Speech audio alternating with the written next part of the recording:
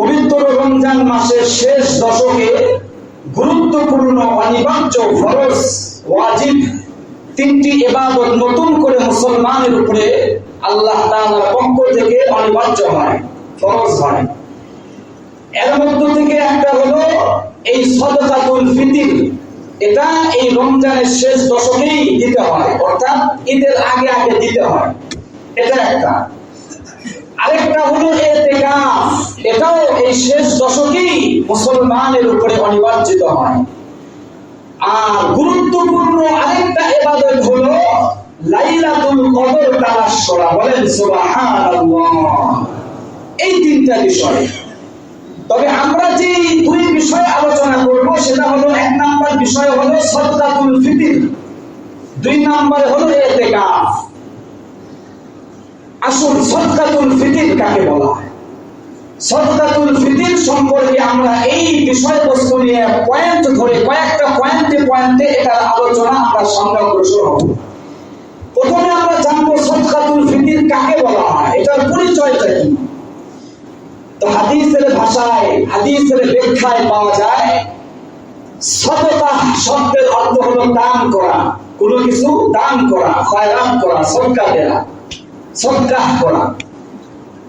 আর ফিতর শব্দের অর্থ হলো আপনার ভাঙ্গা, কোনো কিছু ভেঙে ফেলা।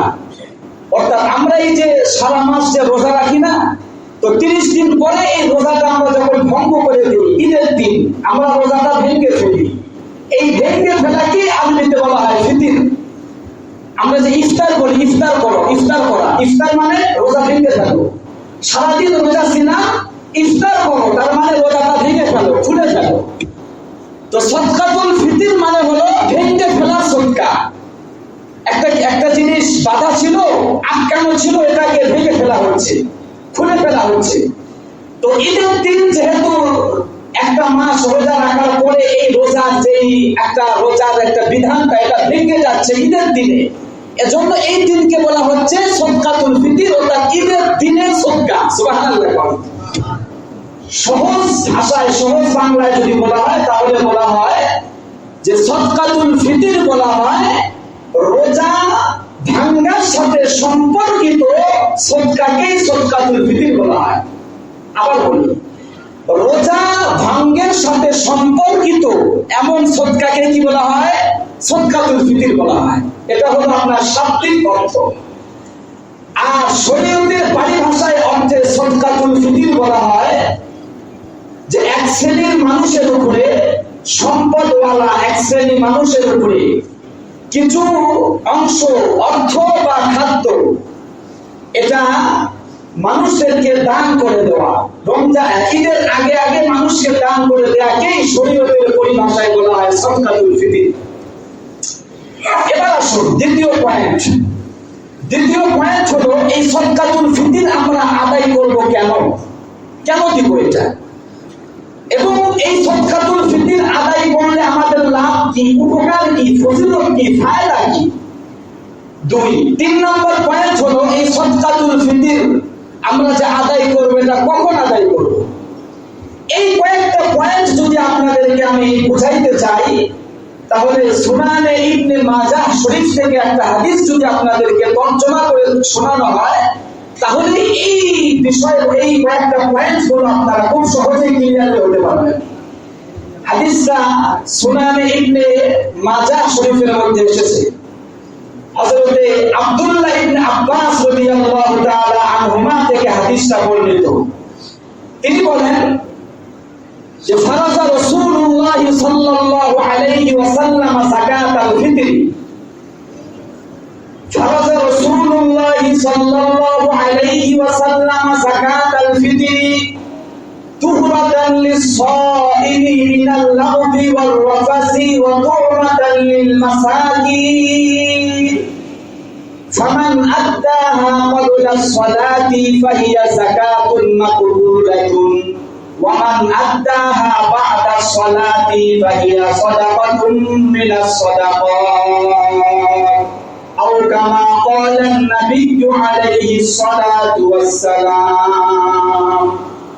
হযরত আব্দুল্লাহ ইবনে আব্বাস বলেন যে কানা ফারাজা রাসূলুল্লাহ সাল্লাল্লাহু আলাইহি ওয়াসাল্লাম যাকাতুল ফিতর, যে আল্লাহর রাসূল এই সাদকাতুল ফিতরকে ফরজ করে দিয়েছেন। সুবহানাল্লাহ বলেন, কি করেছেন? ফারাজা রাসূলুল্লাহ, আল্লাহর রাসূল যাকাতুল ফিতর এই সাদকাতুল ফিতরকে মুসলমানের উপরে ফরজ করেছেন, অনিবার্য করে দিয়েছেন। এটা কেন? এটা উপকার কি? এটা ফজিলত কি? আল্লাহর রাসূল হাদিসে বলেন তুহরাতান লিসাইমি মিনাল লাগবি ওয়ার রাফাসি। কয় উম্মত, তোমরা যখন 30 দিন রোজা রাখো, তো এই রোজা রাখা অবস্থায় তোমরা মাঝে মধ্যে অশ্লীল কথাবার্তা বলো, মাঝে মধ্যে তোমরা অনর্থক কথাবার্তা বলে থাকো। এই অশ্লীল আর অনর্থক কথাবার্তার কারণে তোমাদের রোজার মধ্যে কিছুটা একটু দুর্বলতা এসে যায়। কথা বুঝেন নাই? রোজা অবস্থায় আমরা মিথ্যা কথা বলি কি বলি না? জোরে বলেন। কথা তো সত্য বলি, আফসোস হলেও সত্য, দুঃখজনক ব্যাপার, তবে সত্য বলি। রোজা অবস্থায় আমরা মুখ দিয়ে অশ্লীল বাক্য ব্যবহার করি তো বলেন, কি বলেন? তো আল্লাহ রাসূল বলতেছেন যে রোজা অবস্থায় তোমরা যে মিনাল লাগবি ওয়ার রাফাসি, খারাপ কথা বলো, অশ্লীল কথা বলো, মিথ্যা কথা বলো, অনর্থক কথা বলো, এই যে রোজা অবস্থায় তোমাদের জবান থেকে যে গুনাহগুলো হয়ে যায়, আমার কোন উম্মত যদি 30 দিন রোজা রাখার পরে সাদকাতুল ফিতর নামক এই ইবাদত, ফরজ ইবাদতটা যদি আদায় করে দেয়, আল্লাহর রাসূল বলেন তাহলে তার এই যে অনর্থক কথা বলেছে, গুনাহের কথা বলেছে, অশ্লীল কথা বলার কারণে তার রোজার যে ক্ষয়ক্ষতিটা হয়েছে, যতটুকু ত্রুটি হয়েছে, সাদকাতুল ফিতর আদায় করার কারণে তার রোজাটা ত্রুটি মুক্ত হয়ে পরিপূর্ণ কবুলিয়ত হয়ে আল্লাহর কাছে এটা পৌঁছে যায়। বলেন না সুবহানাল্লাহ। রোজাটা ত্রুটি যুক্ত ছিল, এটা ত্রুটি মুক্ত করে দিচ্ছে এই সাদকাতুল ফিতর। কথা বুঝছেন? তাহলে বুঝে থাকলে বলুন তো দেখি, সাদকাতুল ফিতর আদায় করার লাভ, ফজিলতটা কি? ফজিলতটা হলো আমাদের রোজাটা অশ্লীল কথার দ্বারা, অনর্থক কথাবার্তার দ্বারা রোজার মধ্যে যে ত্রুটিটা এসেছিল, এই ত্রুটিটা চলে যাচ্ছে, দূর হয়ে আমাদের রোজাটা একদম পিওর হয়ে আল্লাহর কাছে পছন্দনীয় একটা ইবাদত হয় আমাদের এই সাদকাতুল ফিতর আদায় করার দ্বারা। জবানটা খুলে বলেন আল্লাহু আকবার। আরেক হাদিস শরীফের মধ্যে এসেছে সাদকাতুল ফিতর আদায় করার ফজিলত সম্পর্কে, অন্য আরেক হাদিস এসেছে। আল্লাহর রাসূল বলেন যে বান্দার রোজাটা, এটা যখন 30 দিন রোজা আদায় করে, তো এই রোজাটা আসমানে ঝুলন্ত অবস্থায় থাকে, আল্লাহর কাছে পৌঁছে না, ঝুলে ঝুলে। কয় বান্দা যখন 30 দিন রোজা রাখার পরে সাদকাতুল ফিতর যখন আদায় করে দিল, তো এই যে আসমানে বান্দার ঝুলন্ত রমজানের রোজাগুলো সদকা আদায় করার সাথে সাথে তার রোজাটা আল্লাহর আদালতে পৌঁছে গেল। বলেন সুবহানাল্লাহ। এজন্য সাদকাতুল ফিতর আদায় করা এটা অনেক ফজিলত সম্পন্ন একটা ইবাদত। এবার আসুন দ্বিতীয় পয়েন্ট, এই সাদকাতুল ফিতর আদায় করার আরেকটা ফজিলত ফায়দা হলো, আল্লাহ রাসূল হাদিসের মধ্যে বলেন ওয়াতুমাতাল লিল মাসাকিন, কয় এটা হলো মিসকিন অসহায় মানুষদের পাশে দাঁড়ানোর একটা গুরুত্বপূর্ণ মাধ্যম সাদকাতুল ফিতর। কথা ঠিক কিনা বলেন? যারা অসহায় মানুষ, যারা গরিব, যারা এদের পাশে দাঁড়ানো, এটা কিন্তু অনেক বড় একটা সওয়াবের কাজ। ওটা আমার ঠিক না ভাই? তো আল্লাহ রাসূল বলেন ওয়াতুমাতাল লিল মাসাকিন, আর এই সাদকাতুল ফিতর আদায় করার দ্বারা তোমাদের আরেকটা ইবাদত হয়, সেটা হলো গরিব অসহায় মানুষদের পাশে দাঁড়ানোর আলাদা একটা সওয়াব তোমার আমলনামায় যুক্ত হয়ে যায়। বলেন না সুবহানাল্লাহ। হাদিসের শেষ অংশে আল্লাহ রাসূল বলেন ফামান আদ্দাহা ক্বাবলা সলাতি ফাহিয়া যাকাতুন মাকবুলাতুন ওয়া মান আদ্দাহা বা'দা সলাতি ফাহিয়া সাদাকাতুন মিনাস সাদাকাত। আল্লাহর রাসূল বলেন এই সাদকাতুল ফিতরটা যে ব্যক্তি ঈদের নামাজে যাওয়ার আগেই এটা গরিব অসহায়কে পৌঁছায় দিল, তো তার এই সদকাটা সাদকাতুন মাকবুলাতুন, গ্রহণযোগ্য আর পছন্দনীয় সদকা হিসেবে আল্লাহর কাছে পৌঁছে গেল। বলেন সুবহানাল্লাহ। ওয়া মান আদ্দাহা বা'দা সালাত, আর এই সদকাটা যদি ঈদের নামাজের পরে আদায় করে, কয় তাহলে তার সদকাটা কেমন হবে? কয় ফাহিয়া সাদাকাতুন মিনাস সাদাকাত, তাহলে এটা সাধারণ সদকার মতো একটা সদকা হবে। কথা বুঝেন নাই? অর্থাৎ ঈদের নামাজের আগে আগে যদি এই সদকাটা আদায় করা হয়, নবী বলেন এটা হলো মাকবুল, মানে কবুলিয়তের একটা সদকা, পছন্দনীয় সদকা। আর যদি ঈদের পরে আদায় করা হয়, কয় তাহলে নবী বলেন তাহলে সাধারণ সদকার মতো এই সদকাটা হয়ে গেল। এই হাদিসের তর্জমা বুঝে থাকলে আপনারা বলুন তো দেখি, সদকা ঈদের নামাজের আগে আদায় করা উত্তম নাকি নামাজের পরে? জোরে বলেন আগে। এটা একটা পয়েন্ট। আরেকটা পয়েন্ট আমরা বুঝলাম, এই সদকাতুল ফিতর নবীজি এটাকে আদায় করা সুন্নাত করেছেন না ফরজ করেছেন? ফারাজা রাসূলুল্লাহ, নবীজি এটাকে ফরজ করে দিয়েছেন।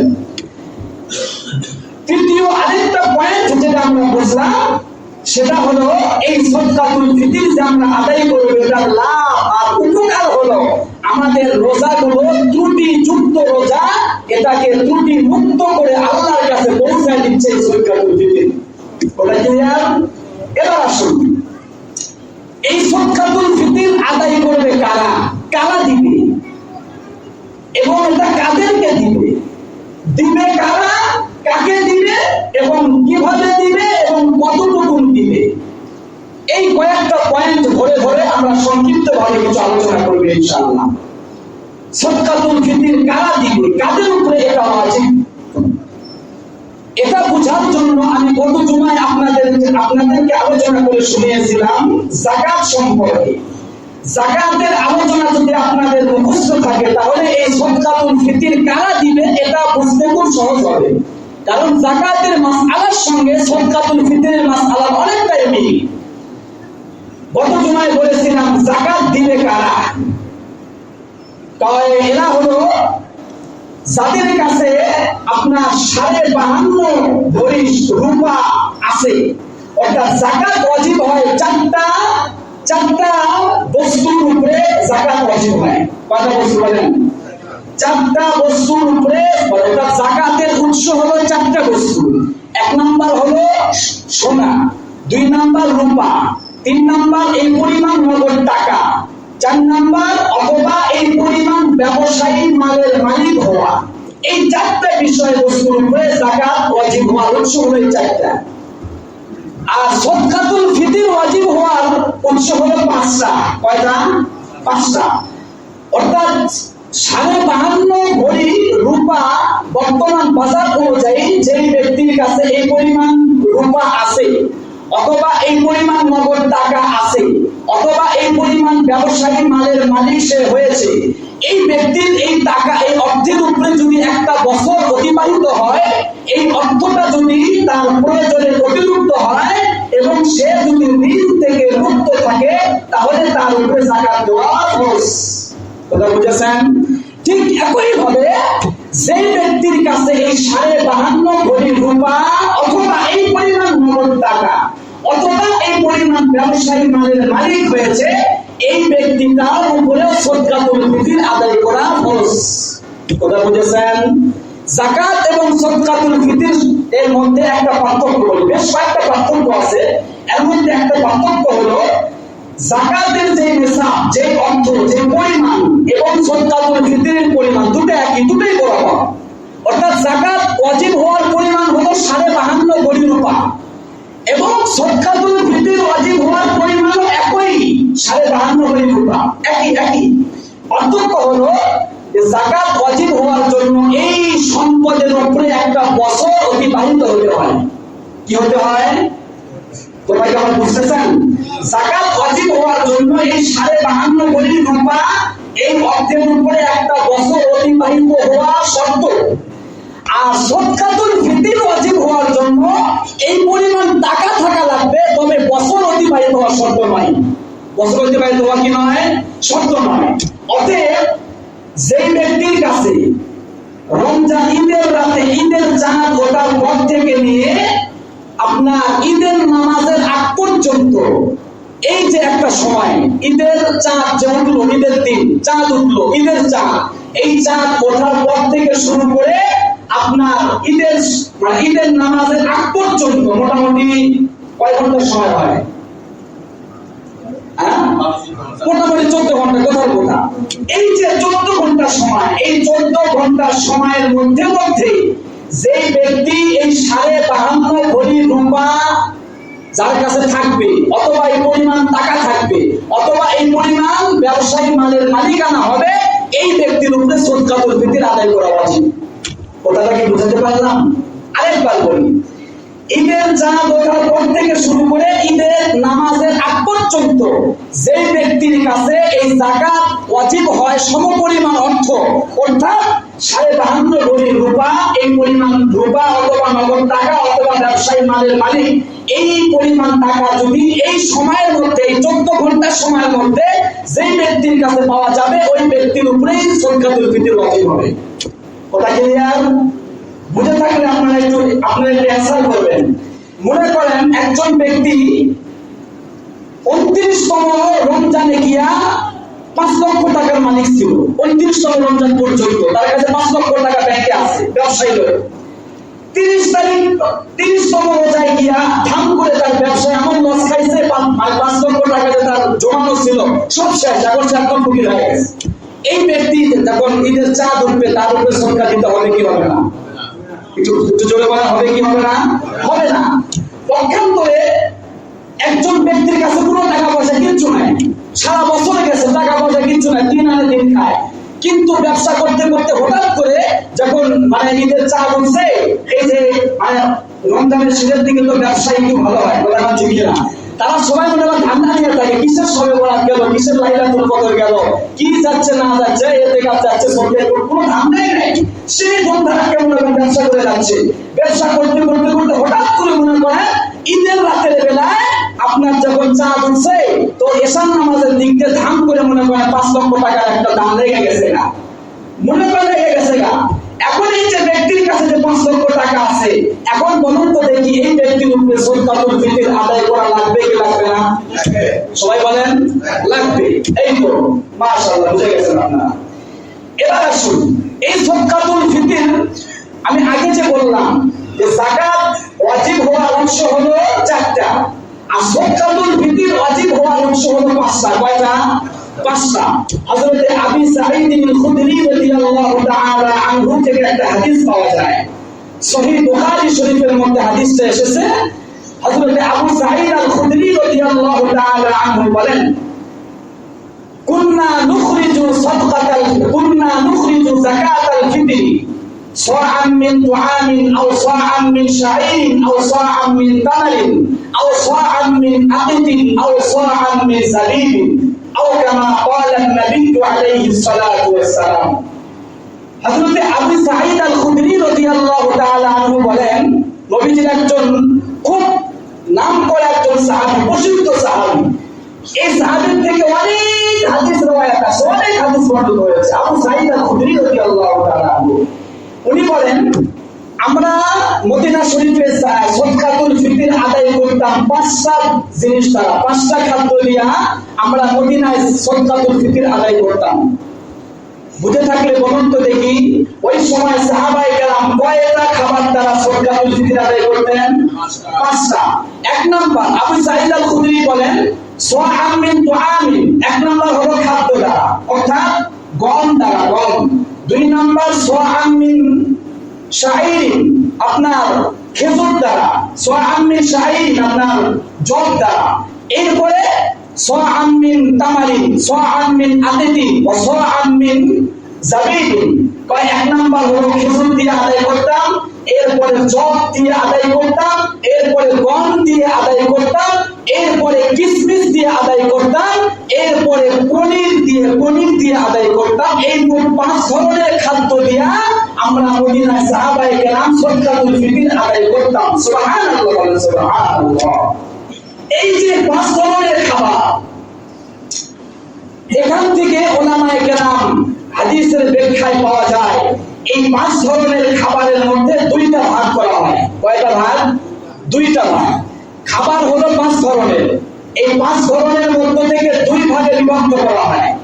এক ভাগ হলো আপনার খেজুর, এরপরে জব, কিশমিশ, পনির, 4টা, এটা এক ভাগ।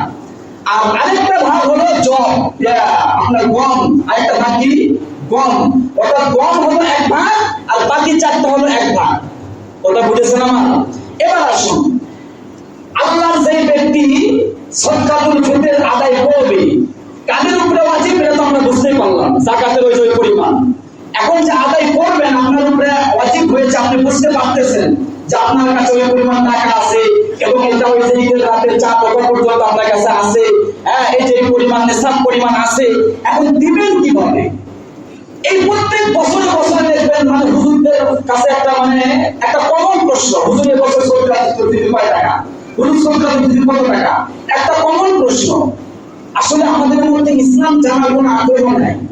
ইসলামের প্রত্যেকটা ইবাদত গুলো আপনি যদি জেনে জেনে যদি ইবাদত করেন, এটার মধ্যে আপনার সওয়াব বেশি। কথা বলেন ঠিক না ঠিক?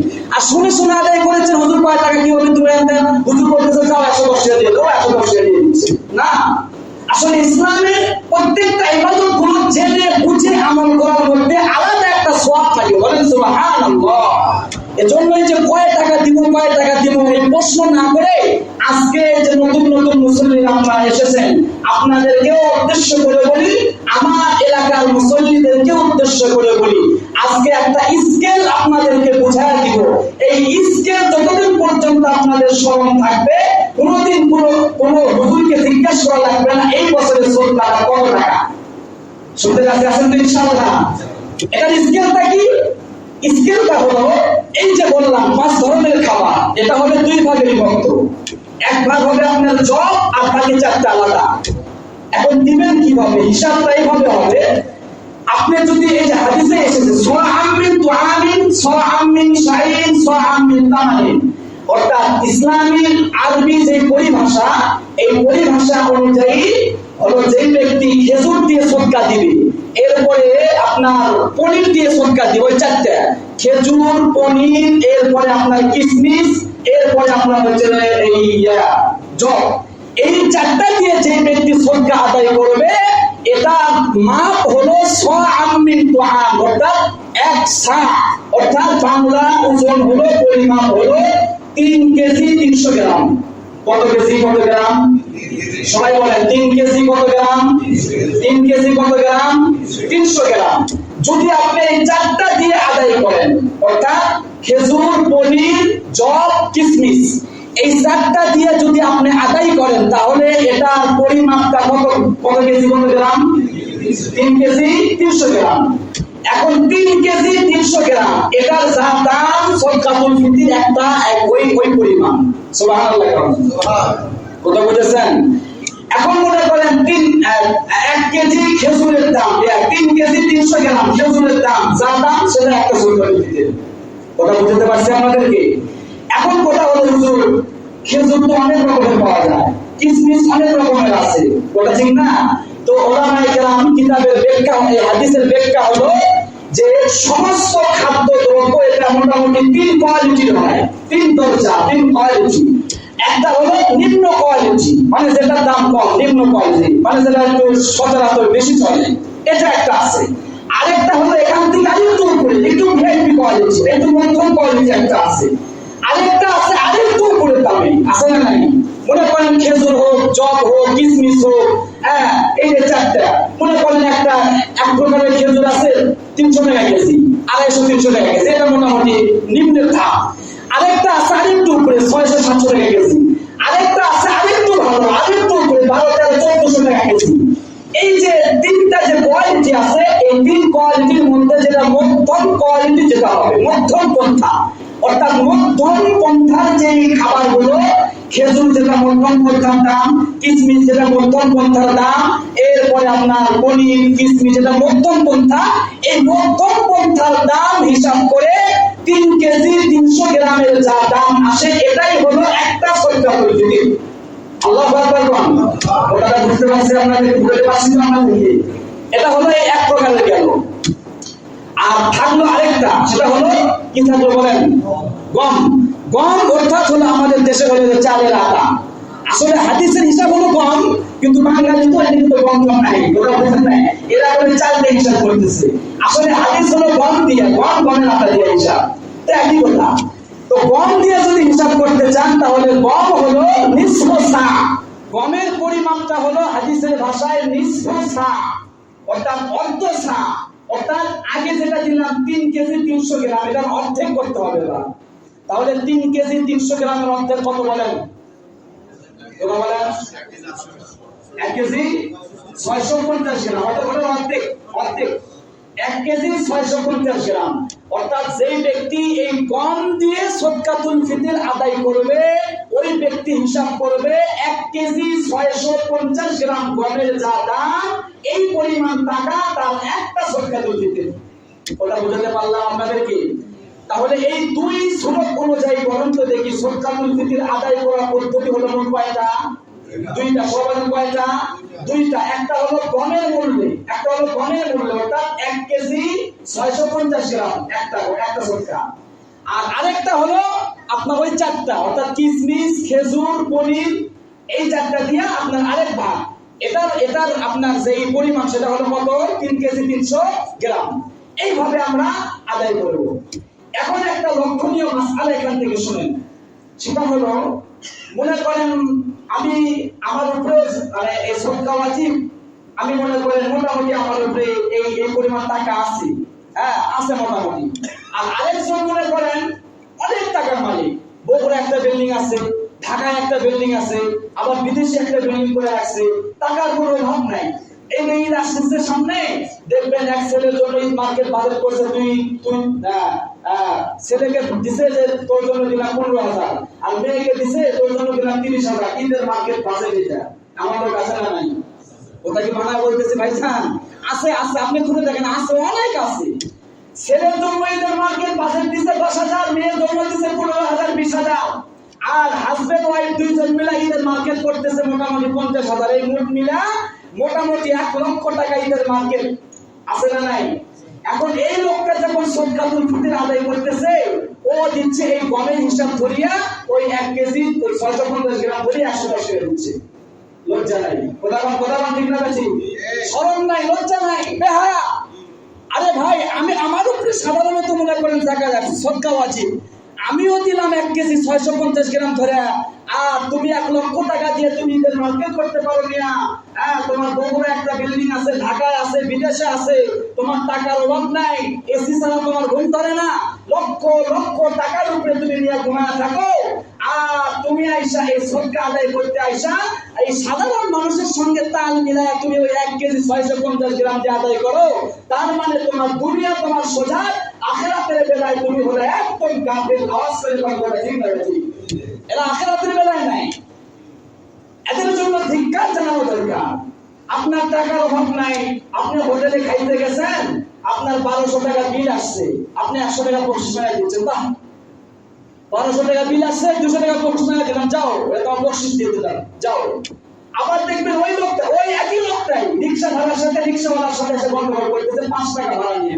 কথা 5 টাকা ভাড়া নিয়ে ওই একই লোক দেখবেন রেস্টুরেন্টে খায় আসলো, 5,000 6,000 টাকা বিল দিয়ে খেয়ে আসলো, পুরো পরিবার ফ্যামিলি প্যাক দিয়ে খেয়ে আসলো, ফ্যামিলি প্যাকেজ দিয়ে খেলো, গার্লফ্রেন্ড বয়ফ্রেন্ড প্যাকেজ দিয়ে খাইলো, 1400-1500 টাকা দিয়ে বিল করে খাইলো, 200 টাকা 500 টাকা বকশিশ দিয়ে আসলো, রিক্সায় ওইটা নাইলে 5 টাকা ধরে ঝগড়া করতেছে দিয়ে।